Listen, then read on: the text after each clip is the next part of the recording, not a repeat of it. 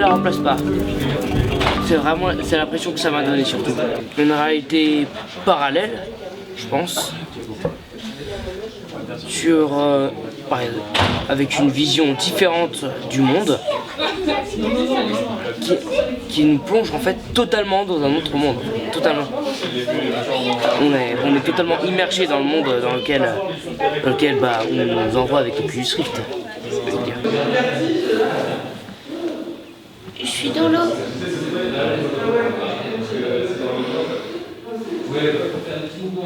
Je sais pas où je suis. Mais où êtes-vous? Et bon, j'étais assez intriguée par ce système, le principe, à savoir qu'il s'agissait de représenter la cécité, mais en même temps on voyait assez distinctement des formes. Enfin, surtout dans le premier film, des personnes. Donc j'étais un peu intriguée par le principe, puis le vent, donc j'aimais beaucoup le vent, alors je regardais les feuilles s'envoler, ou puis il y avait marqué « Suivez l'oiseau hein, »,« Follow the bird », je ne voyais pas d'oiseau et tout. Et ce que je disais à mademoiselle tout à l'heure, c'est qu'en fait j'ai senti du vent.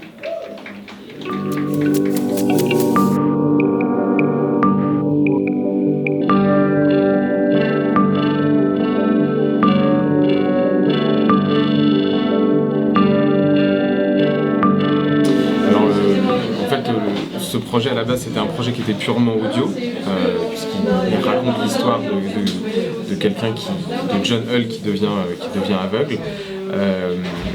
Et en fait c'est en développant cette idée d'essayer de montrer comment quelqu'un qui a perdu la vue perçoit le monde à des voyants, que l'on a été amené à réfléchir à comment représenter ce type de perception, qu'on s'est intéressé à une expérience 360 et petit à petit on est arrivé jusqu'à une expérience VR qui utilise donc un Samsung Gear ou un Cardboard par exemple. Dans la VR, nous on est le spectateur est à la première personne, il est à la place de John Hull, à la différence du film où on est à la troisième personne.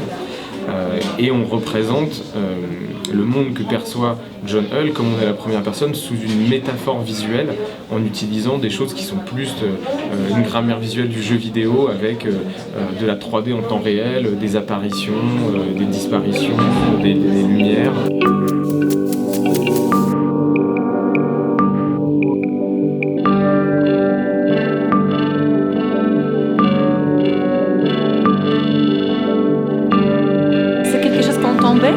Dans une autre réalité, tomber et aller plus loin parce que tu peux pas retrouver la voie de retour si tu ne t'enlèves pas de casque. C'est vraiment comme une cage visuelle et aussi factuelle. Et là, s'il y a des choses qu'il faut discuter ou présenter d'une manière immersive qui te marque vraiment, la VR c'est vraiment la stratégie que je crois est assez effective.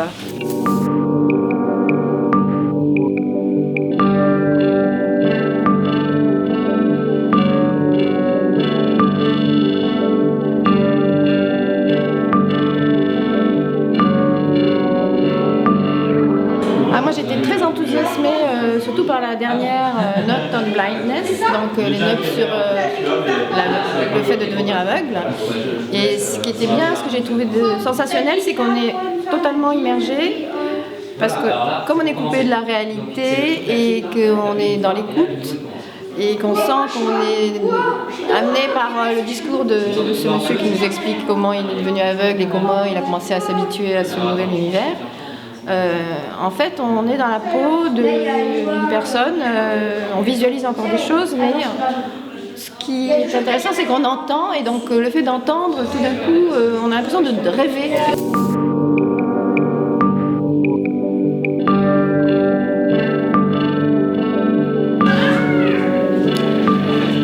Une autre vie que la mienne.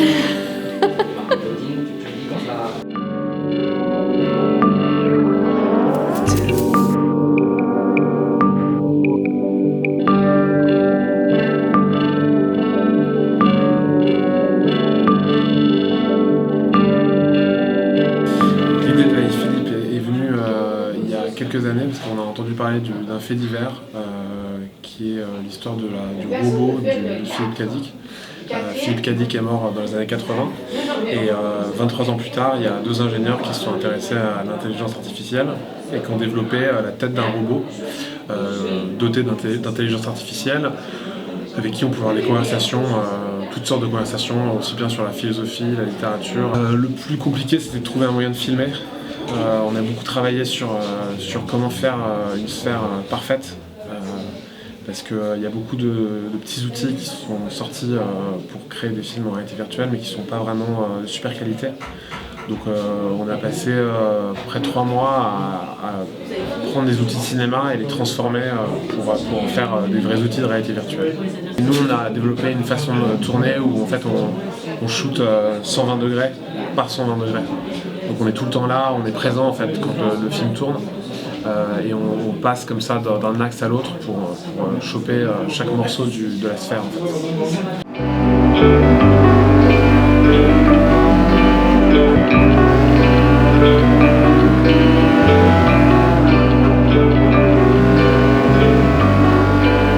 It was my first virtual, what do you say in English, virtual reality? Yeah, it was, and it was absolutely amazing. I loved it. I think it could be also used in education for kids and stuff, because they properly enter into learning with that kind of technology, especially if it's done by crazy creatures and colours and music, and learning that way would be amazing for them. Bah si, il n'y en a pas parce que vu que c'est nouveau, il y a quand même ce côté, tout est à prendre et c'est génial, mais après il y a beaucoup de travail à mon avis encore sur la vision. Il y a quand même un léger flou permanent. Moi ça dérange personne, déjà quand je vois Tetris on s'en foutait. Mais maintenant, oui je pense que dans le futur c'est le gros défaut, c'est ça qu'il faut que ce soit plus net.